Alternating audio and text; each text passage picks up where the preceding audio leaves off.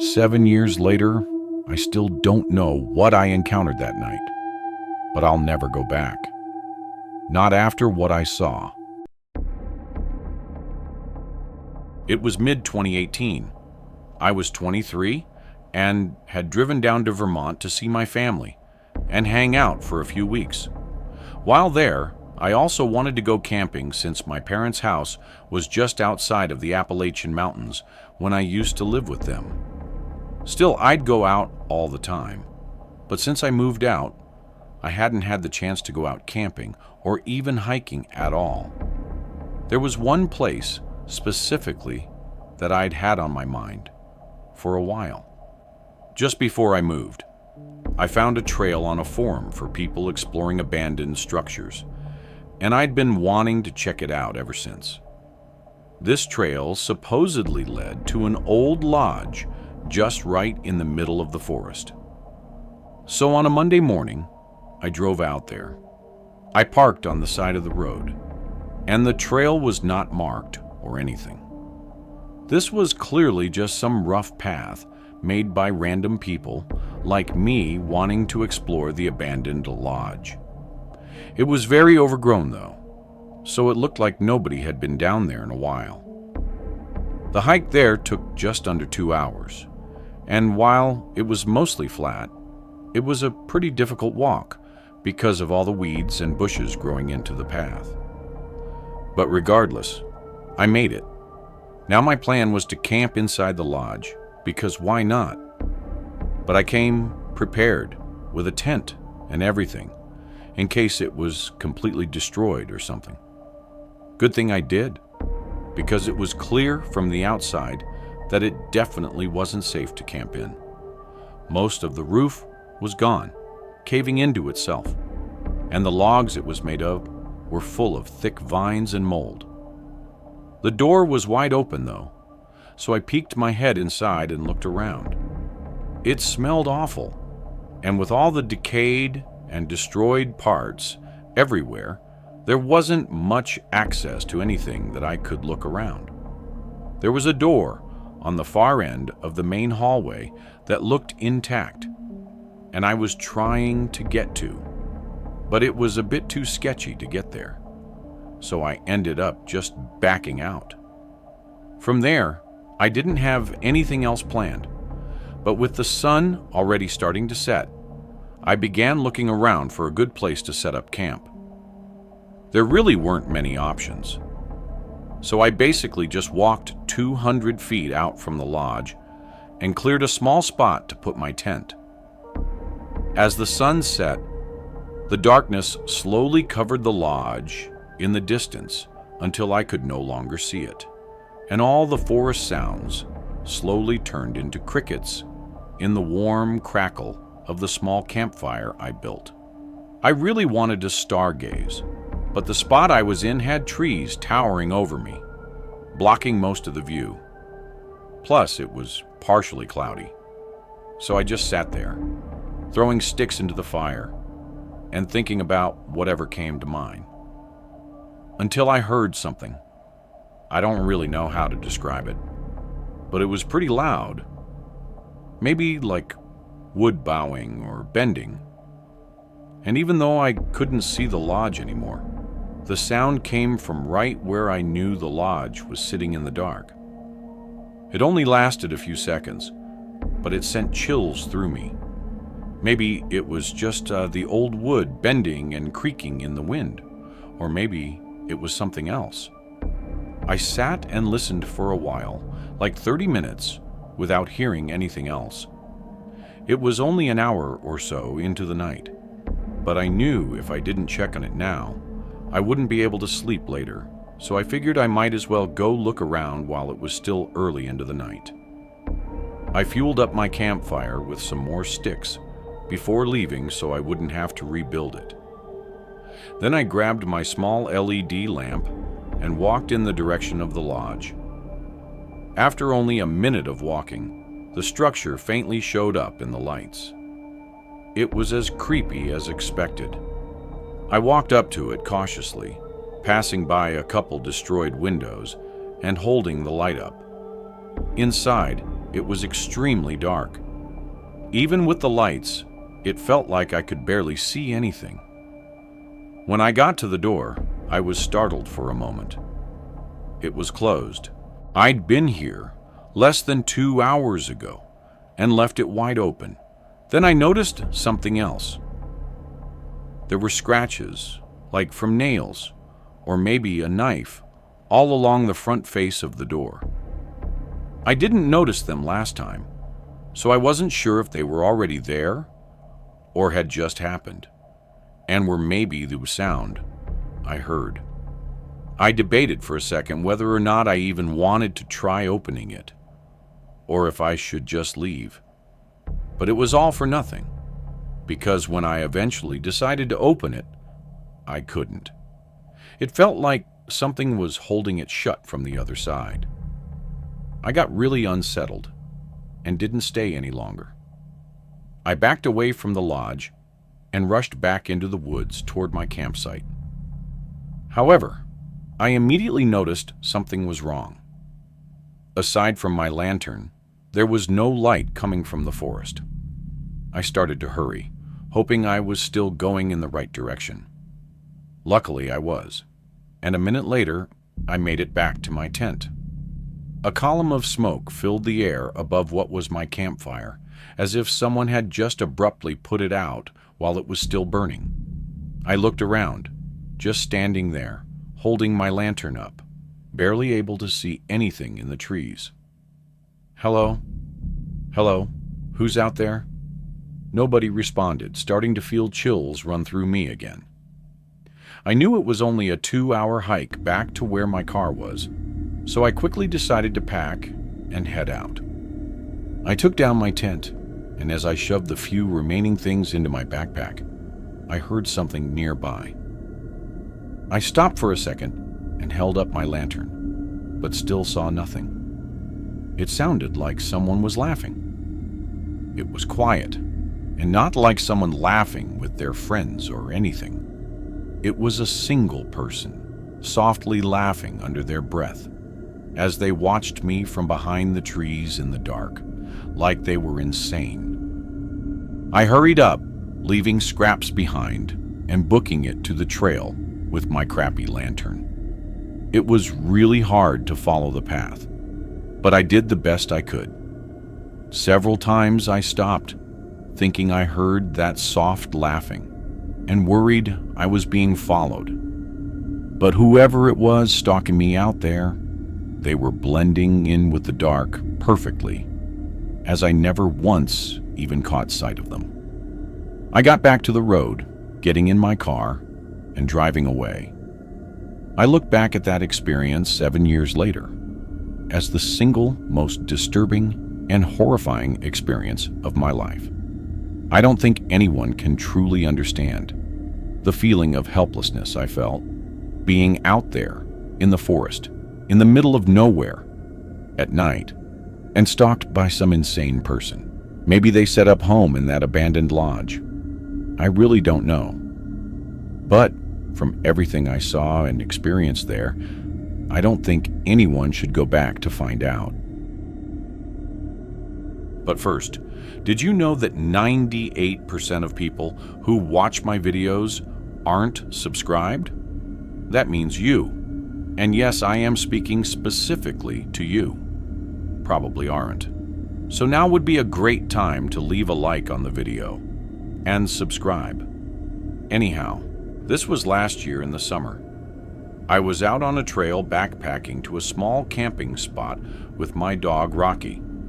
He's an Australian Shepherd, so a medium-sized, really smart dog that comes with me everywhere I go, always loving running around and hiking through the woods. This place we were headed to was one I'd been to 3 or 4 times before. I loved it because it was isolated and never had anyone else. So Rocky could be free to run around off-leash and enjoy himself. The campsite was 8 hours down trail, so by the time we got there, it was just an hour or 2 before sunset. The campsite itself wasn't anything special or picturesque.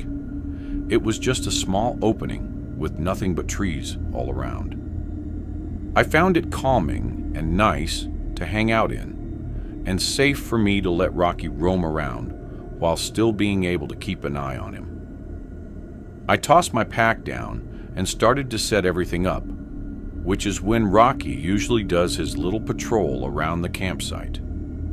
I saw him sniffing around and go a little ways into the woods, while I continued to put our tent up, then unpack the rest of the things into the inside of the tent. About 15 minutes after arriving, Rocky came back to the campsite, but he was acting strange. His tail was down, and he came right up to me, then turned and faced the direction he just came from, looking out into the woods. I almost never see him act like this, unless there was a thunderstorm or something he was afraid of. I stood up and looked out where he came from, but saw nothing. I then checked him, making sure he didn't step on something and hurt himself, but he was completely fine, just anxious for some reason. It was pretty off-putting, especially from a smart and capable dog like Rocky was. I kept on the lookout as I finished setting up the camp and getting the campfire built. As I did, Rocky never left my side, not to explore or anything, just followed me around and kept his eyes on the woods.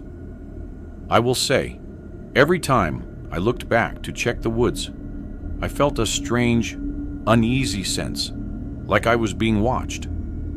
I put it off as Rocky just making me nervous, since I didn't actually see anything, but it never really left my mind. I got the campfire going just as the sun fell past the top of the trees, covering the woods in a dark shadow. It was quiet, as it always was, but I didn't feel as calm as I usually did. I figured I wouldn't, though, because of Rocky's unusual behavior, but hoped tomorrow things would be more normal, and we could go back to enjoying our time. For the night, though, I just tended the fire and hung out with Rocky beside me, listening to the sounds of the forest. But then, just about an hour past sunset, Rocky suddenly perked his head up and froze. He stared anxiously out at the trees, ears up and tail between his legs. I looked out, but the darkness engulfed the area, making anything past 20 or 30 feet completely concealed.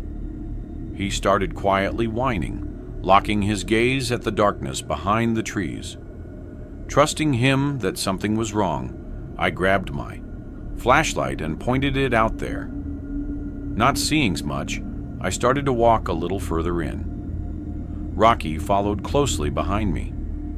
I didn't want to venture too far away from the campfire, but from the maybe 50 feet I walked out, I saw nothing in the woods.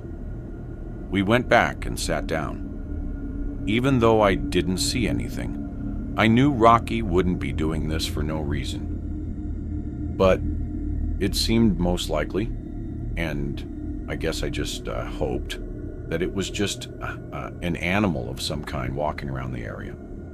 We weren't in bear territory, but I still carried bear spray on me, which would work on any animal, so I wasn't too worried for our safety. Rocky stayed on high alert all night, but didn't have any more sudden moments, and a couple hours later, we got in the tent and went to bed. I could tell Rocky was tired, probably from all the anxiety he was going through, and I was glad to see him close his eyes and fall asleep within 15 minutes. I did the same soon after. This might sound strange, but during that night, I remember having a dream about walking through the woods at night. I was alone. Rocky wasn't with me, and I was just walking through the trees, not on a path or anything. In the middle of that dream, I started to hear a high-pitched noise over and over. It kept going until suddenly I shot awake. Rocky was nudging my face with his snout and whining in my ear, making that high-pitched noise I was hearing in my dream, immediately making me realize that he'd been trying to wake me for a while.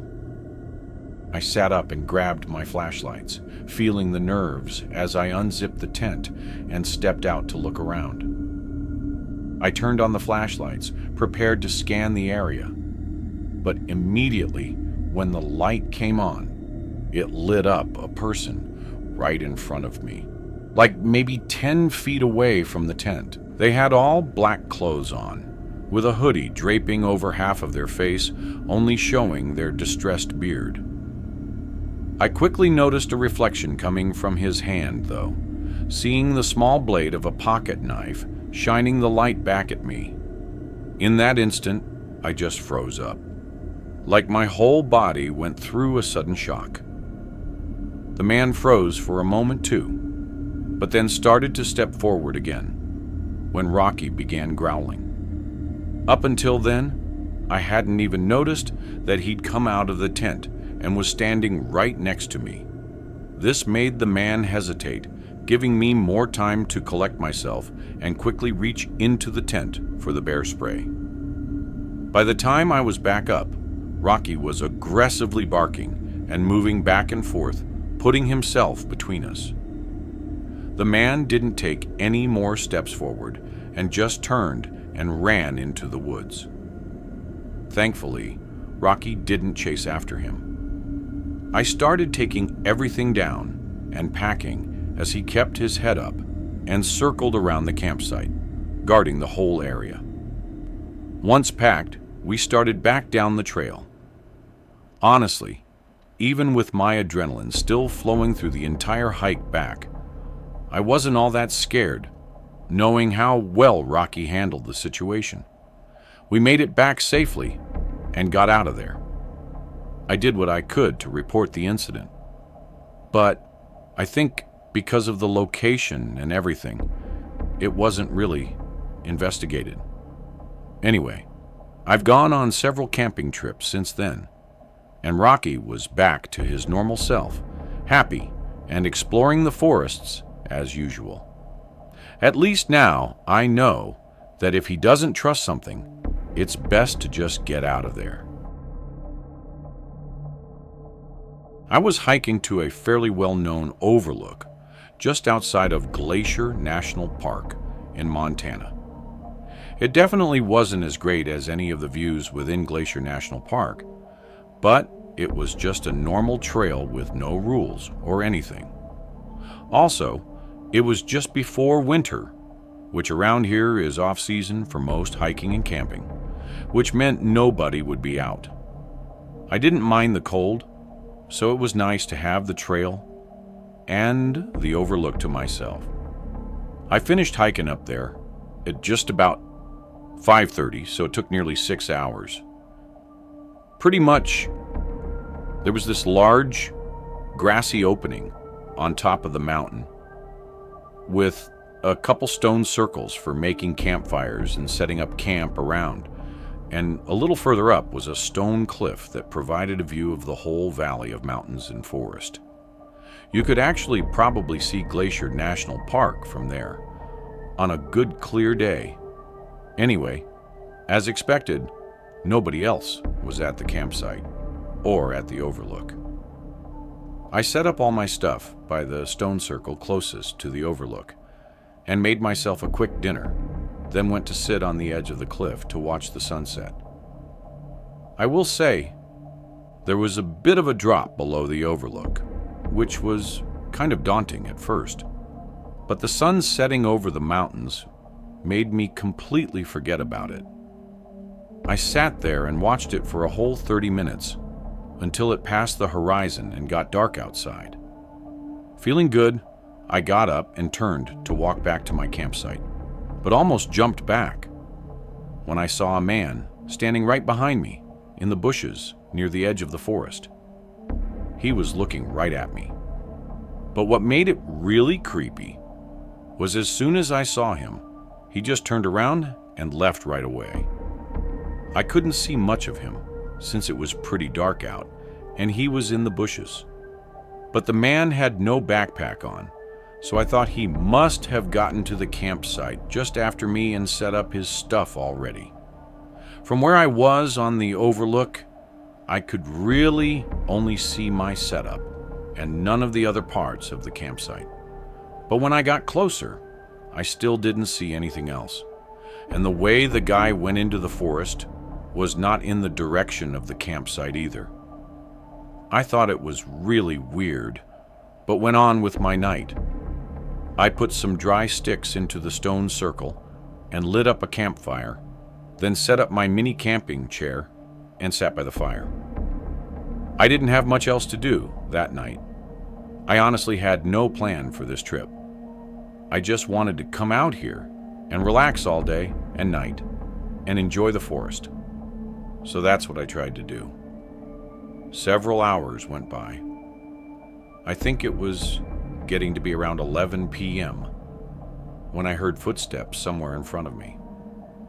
Of course, I couldn't see anything, but it sounded eerily like human footsteps, one after the other, not too far away in the woods. Pretty soon after hearing them, I called out, asking if someone was out there. The footsteps stopped for a moment, like they hesitated, and then began walking again. But whatever it was out there, they didn't respond. Even though it sounded exactly like human footsteps, without being able to see them, and without them responding, I had to believe that it was just an animal, like maybe a deer or something, because if it was a person, surely they'd respond. But also, it made no sense for anyone to be walking around right now. Eventually, the steps faded out, though. Another hour went by as I sat by the campfire. I didn't think the footsteps had me too nervous or scared, but they must have, because I was still very awake, like definitely not able to sleep, even though it was past midnight already. After a while, I knew I wasn't going to bed anytime soon, and I was getting bored, so I walked out to the overlook to see if maybe the stars were out. I left the fire going and got up, walking over to the cliff. The skies weren't too clear, however. The moon was shining down enough to cast the glowing light over the mountains and forest. The breeze was calming and quiet, moving across the valley. I stood there for maybe a minute, before suddenly multiple sticks snapped behind me and a bush aggressively rustled. I spun around, seeing that same man from earlier, but he didn't turn away. This time, he moved through the bush and started quickly walking up to the overlook.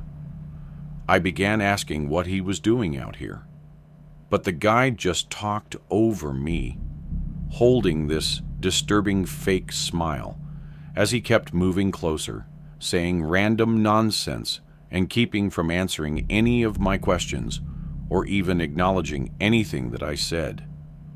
The way he was coming at me was terrifying, and I tried to move to the side, but he was quick to get back in front of me. And suddenly, in the heat of the moment, I realized what was about to happen. He put his hands out and lunged at me, trying to push me over the ledge. Thank God I was prepared for it and had a stable footing, and I was a bit bigger than the guy, so I shoved him back and moved away from the cliff. As he stumbled, I tried to run back to the campsite, but he caught up pretty quick. This time, he didn't try to hide his intent. His face was horrifyingly angry and full of rage. I can't even imagine how lucky I was that this guy didn't have any form of weapon on him, because he definitely wouldn't have hesitated to use it. We wrangled around for maybe 30 seconds, but I kept getting the better of him. The guy was pretty skinny, like he hadn't eaten in a while, but he was just dead set on taking me down. After a few attempts, though, he was finally beaten enough to run away. I didn't even try chasing or keeping him pinned. Way out here, it just wasn't worth the risk. I got everything together, put on my headlamp, and left the campsite. I made it about 2 hours back down the trail before my headlamp's batteries ran out, so I set up a mini camp in the woods and waited for sunrise, then finished the hike back. I put a report in and talked to a lot of people about my encounter. But everyone has different thoughts as to what the man was really doing out there. All I know is I could have lost my life that night had I been any less careful.